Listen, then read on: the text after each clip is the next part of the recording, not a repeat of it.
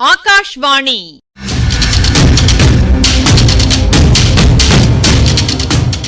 பொன்னியின் செல்வங்கள் வாசிப்பும் ஆய்வும். வாசிப்பவர் ராமசுவாமி சுதர்சன் அவர்கள்.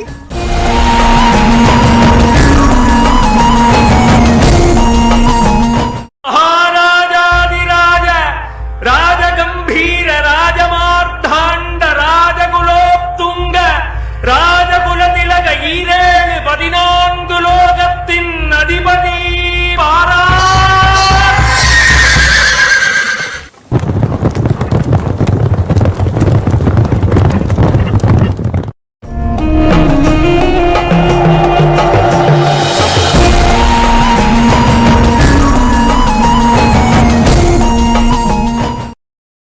குந்தவை பிராட்டி வந்தியத்தேவன் நீட்டிய ஓலையை பெற்றுக்கொண்டு பணித்தாள். அதுவரையில் நெறிந்த புருவங்களுடன் சுருங்கியிருந்த அவள் முகம் இப்போது மலர்ந்து பிரகாசித்தது. வல்லவரையனை நிமிர்ந்து நோக்கி, ஓலையை கொண்டு வந்து விட்டீர், இனி என்ன செய்வதாக உத்தேசம் என்று கேட்டாள் குந்தவை தேவி. தங்களிடம் ஓலையை கொடுத்ததுடன் என் வேலையும் முடிந்துவிட்டது. இனி நான் ஊருக்கு திரும்ப வேண்டியதுதான். உமது வேலை முடியவில்லை, இப்போதுதான் ஆரம்பமாயிருக்கிறது. தாங்கள் சொல்வது ஒன்றும் விளங்கவில்லையே தேவி. உம்மிடம் அந்தரங்கமான வேலை எதையும் நம்பி ஒப்புவிக்கலாம் என்று இதில் இளவரசர் எழுதியிருக்கிறாரே, அதன்படி நீர் நடந்து கொள்ளப் போவதில்லையா? இளவரசரிடம் அவ்விதம் ஒப்புக்கொண்டுதான் வந்தேன். ஆனால் என்னை நம்பி முக்கியமான வேலை எதுவும் ஒப்புவிக்க வேண்டாம், தங்களை ரொம்பவும் கேட்டுக்கொள்ளுகிறேன். முது கோரிக்கை எனக்கு விளங்கவில்லை. ஒன்றை ஒப்புக்கொண்ட பிறகு பின்வாங்குவதுதான் வானர்குலத்தின் மரபா? பழம்பெருமை பேசுவது வானர்குலத்தின் மரபு என்று, ஒப்புக்கொண்டு பின்வாங்குவதும் வானர்குலத்து மரபு என்று. பின்னர் ஏன் தயக்கம்? பெண் குலத்தின் பேரில் கொண்ட வெறுப்பா, அல்லது என்னை கண்டால் பிடிக்கவில்லையா என்று இளவரசி கூறி இளநகை புரிந்தாள். ஆஹா, இது என்ன கேள்வி! கடலுக்கு சந்திரனை பிடிக்காமல் போகுமா? பிடிக்கவில்லை என்றால் 1000 அலை கைகளையும் நீட்டி பூர்ண சந்திரனை ஏன் தாவி பிடிக்க முயல்கிறது? நீலவானத்து பூமாதேவியை பிடிக்கவில்லை என்று யார் சொல்லுவார்கள்? பிடிக்காது போனால் இரவெல்லாம் 1000 நட்சத்திர கண்களினால் இந்த பூமியை உற்று உற்று பார்த்து கொண்டு ஏன் பூரித்துக் கொண்டிருக்கிறது? மேகத்துக்கு மின்னலை பிடிக்காதிருக்குமா? பிடிக்கவில்லை என்றால் தன்னை பிளந்து கொண்டு பாய்ந்தோடும் மின்னலை அப்படியேன் இறுகத் தழுவி மார்போடு அணைத்துக் கொள்ளுகிறது? வண்டுக்கு மலர் பிடிப்பதில்லை என்று உண்டா? அங்கனமானால் ஏன் ஓயாமல் மலரைச் சுற்றி வட்டமிட்டு மதிமயங்கி விழுகிறது? வீட்டில் பூச்சிக்கு விளக்கை பிடிக்கவில்லை என்றால் யாரேனும் நம்புவார்களா? அவ்வாறெனில் ஏன் அந்த விளக்கின் ஒளியில் விழுந்து உயிரை விடுகிறது? தேவி, நல்ல கேள்வி கேட்டீர். தங்களை எனக்கு பிடிக்கவில்லை என்றால் தங்களது கடைக்கண் பார்வை என்னை ஏன் இப்படி திகைக்க வைக்கிறது? தங்களது இதழ்களின் ஓரத்தில் விளையாடும் இளநகை என்னை ஏன் இவ்விதம் சித்த பிரமை கொள்ளச் செய்கிறது? இவ்வளவு எண்ணங்களும் வந்தியத்தேவனுடைய உள்ளத்தில் தோன்றின. ஆனால் நாவினால் சொல்லக்கூடவில்லை. ஐயா, என்னுடைய கேள்விக்கு மறுமொழி சொல்லவில்லையே. வானர் குலத்தில் பிறந்த வீர புருஷன் கேவலம் ஒரு பெண்ணின் ஏவலை செய்வதா என்று தயக்கமா? இளவரசர் உங்களிடம் இந்த ஓலையை கொடுத்தபோது இதில் எழுதியிருப்பதை பற்றி சொல்லவில்லையா என்று இளவரசி மீண்டும் வினவினாள். தேவி, இளவரசர் விருப்பத்தை நன்கு தெரிந்து கொண்டுதான் புறப்பட்டு வந்தேன். ஆனால் நல்ல வேளையில் என் யாத்திரையை தொடங்கவில்லை என தோன்றுகிறது. ஆகையால் வழியெல்லாம் விரோதிகளை சம்பாதித்துக் கொண்டு வந்தேன். உற்ற நண்பனையும் பகைவன் ஆக்கிக் கொண்டேன். நாலாபுரத்திலும் பகைவர்கள் என்னை தேடிக் கொண்டிருக்கின்றார்கள். இந்த நிலையில் தாங்கள் இடும் பணியை நான் நிறைவேற்றுவதாக எப்படி உறுதி சொல்ல முடியும்? இதனால் தான் தயங்குகிறேன். என்னால் தங்கள் காரியம் கெட்டுப்போகக்கூடாதல்லவா என்று சொன்னான் வல்லவரையன். யார் யார் அந்த பகைவர்கள், எனக்கு தெரிவிக்கலாமா என்று குந்தவை கவலை துணித்த குரலில் கேட்டாள். பழுவேட்டரையர்கள் என்னை வேட்டையாடி பிடிக்க நாலாபுரமும் ஆட்களை ஏவி இருக்கின்றார்கள். என் உயிர் நண்பனாயிருந்த கந்தமாறன் நான் அவன் முதுகில் கத்தி குத்தி கொல்ல முயன்றதாக எண்ணிக்கொண்டிருக்கின்றான். ஆழ்வார்க்கடியான் என்னும் வீர வைஷ்ணவ வேஷதாரி ஒருவன் என்னை தொடர்ந்து கொண்டிருக்கின்றான். பழுவூர் இளையராணி நந்தினி தேவி என் மீது ஒரு மந்திரவாதியை ஏவி விட்டிருக்கிறாள். எந்த நிமிஷத்தில் யாரிடம் நான் அகப்பட்டுக் கொள்வேனோ தெரியாது. வெள்ளத்திலிருந்து கரையேறி தப்பிய அன்றிரவு மந்திரவாதியுடன் நேர்ந்த அனுபவம் வந்தியத்தேவனுக்கு நினைவு வந்தது. பகலில் பிரயாணம் செய்வதன் அபாயத்தை எண்ணி மூங்கில் காடுகளிலும் வாழைத்தோப்புகளிலும் அவன் பொழுதுபோக்கினான். இரவில் நதிக்கரையோடு நடந்து சென்றான். வெகு தூரம் நடந்து களைத்து இரவு 3ஆம் ஜாமத்தில் ஒரு பாழடைந்த பழைய மண்டபத்தை அடைந்தான். வெளியில் நிலா மதியம் பட்ட பகல் போல பிரகாசித்துக் கொண்டிருந்தது. மண்டபத்துக்கு உள்ளேயும் சிறிது தூரம் நிலா வெளிச்சம் புகுந்து பிரகாசப்படுத்திக் கொண்டிருந்தது. வெளிச்சமாயிருந்த பகுதியை கடந்து இருளடைந்த பகுதிக்குச் சென்று வந்தியத்தேவன் படுத்துக் கொண்டான். கண்ணை சுற்றி கொண்டு தூக்கம் வந்த சமயத்தில் வெகு சமீபத்திலிருந்து ஆந்தையின் அகோரமான குரல் வந்தது.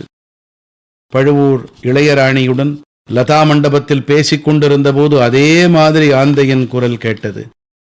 அவனுக்கு நினைவு வந்தது. திடுக்கிட்டு எழுந்தான்.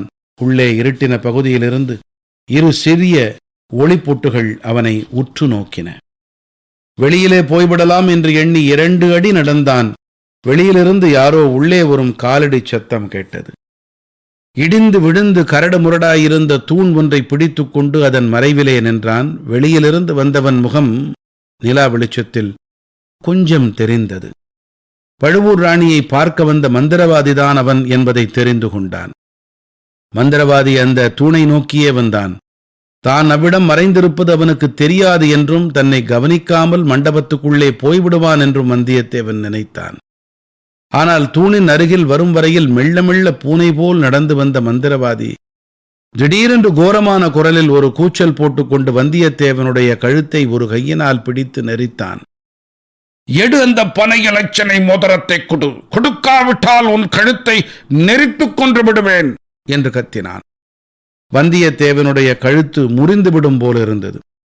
அவனுடைய விழிகள் பிதுங்கி வெளிவந்து விடும் போலிருந்தது. மூச்சு திணறியது.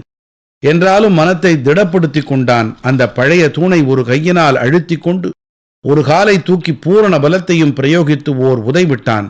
மந்திரவாதி ஓலமிட்டுக் கொண்டு கீழே விழுந்தான். அதே சமயத்தில் அந்த பழைய தூண் சரிந்து விழுந்தது. மேலே கூரையிலிருந்து பொலபொலவென்று கற்கள் விழுந்தன. வௌவால் ஒன்று படபடவென்று சிறகை அடித்துக் கொண்டு வெளியே சென்றது. அதைத் தொடர்ந்து வந்தியத்தேவனும் வெளியேறினான். ஓட்டம் பிடித்தவன் சிறிது தூரம் வரையில் திரும்பி பார்க்கவே இல்லை. பின்னால் யாரும் தொடர்ந்து வரவில்லை என்று நிச்சயமான பிறகுதான் நின்றான். அந்த இரவு அனுபவத்தை நினைத்ததும் வந்தியத்தேவனுடைய உடம்பெல்லாம் இப்போது கூட கிடுகிடுவென்று நடுங்கியது.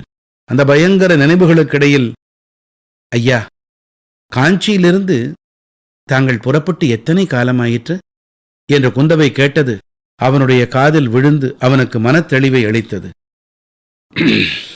1 வாரமும் 1 நாளும் ஆயிற்று தேவி என்றான். இதற்குள் இவ்வளவு பகைவர்களை நீர் சம்பாதித்துக் கொண்டது விந்தையிலும் விந்தைதான்.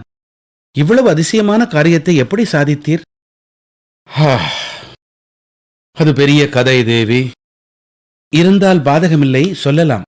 அந்த விவரங்களை தெரிந்து கொண்ட பிறகுதான் தங்களுக்கு நான் இட வேண்டிய பணியை இடக்கூடும்.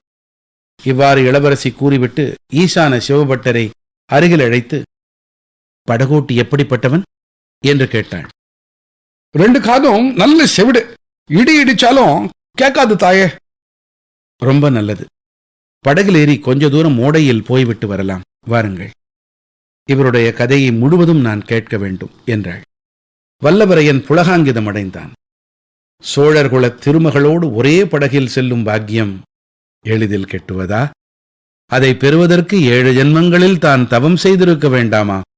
படகில் ஏறிய பிறகு எவ்வளவு தூரம் முடியுமோ அவ்வளவு தூரம் கதையை நீட்டி வளர்த்தி சொல்ல வேண்டும். சுருக்கமாக முடித்துவிடக்கூடாது. அவசரம் என்ன? அரிதில் பெற்ற பாக்கியத்தை எளிதில் கை நழுவ விட்டு விடலாமா? வந்தியத்தேவனுக்கு அவசரமில்லைதான். ஆனால் படகு ஓடையில் நகர்ந்து அவன் கடம்பூர் சம்புவரையர் மாளிகையில் நடந்ததைச் சொல்லத் தொடங்கியது. முதலாவது, குந்தவைக்கு நிமிஷத்துக்கு நிமிஷம் அவசரமும் பரபரப்பும் அதிகமாகி வந்தன. மேலே என்ன, அப்புறம் என்ன என்று கேட்டு துரிதப்படுத்தி வந்தாள். வந்தியத்தேவன் அவனுடைய தீர்மானத்தின்படி கூடிய வரையில் கதையை வளர்த்தினான். எவ்வளவு நீண்ட கதையாயினும் முடிவு ஒன்று வந்துதானே ஆக வேண்டும். கதை முடிந்தபோது படகும் திரும்ப ஓடை படித்துறைக்கு வந்து சேர்ந்தது. படகிலிருந்து அவர்கள் இறங்கி பூங்காவுக்குள் வந்தபோது அரண்மனையில் இன்னும் குரவை கூத்து நடந்து வந்ததற்கு அறிகுறியாக இசைக்கருவிகளும் தண்டை சிலம்புகளும் ஒலித்தன. அடுத்து வரும் சிலப்பதிகார வரி பாடலும் கேட்டது. இப்பகுதியின் ஆய்வினை வழங்குகிறார் ஐங்கரன் அவர்கள்.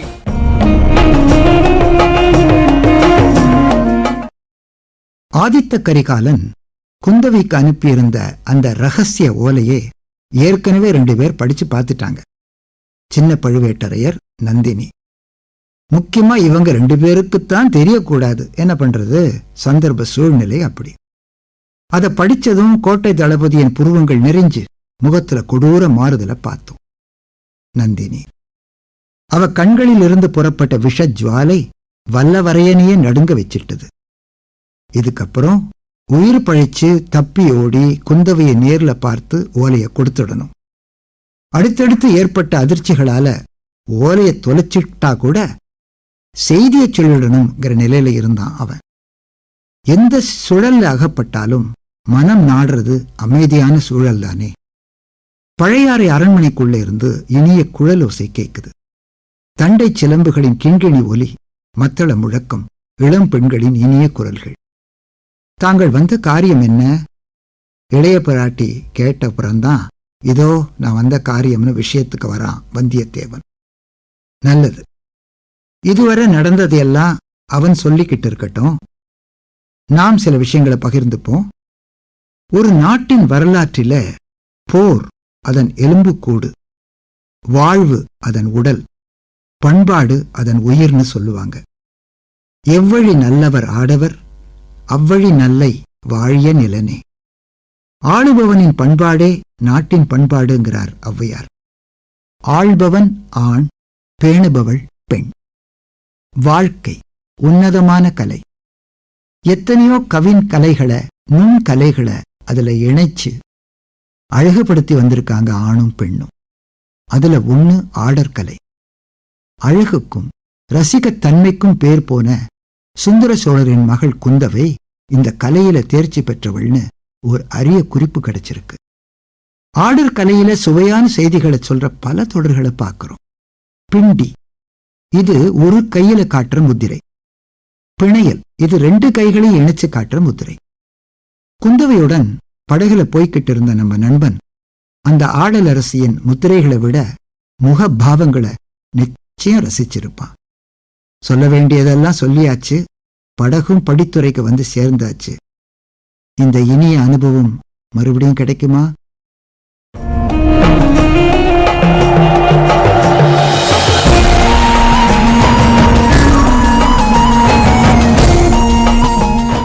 பொன்னியின் செல்வங்கள் வாசிப்பும் ஆய்வும் கேட்டீர்கள்.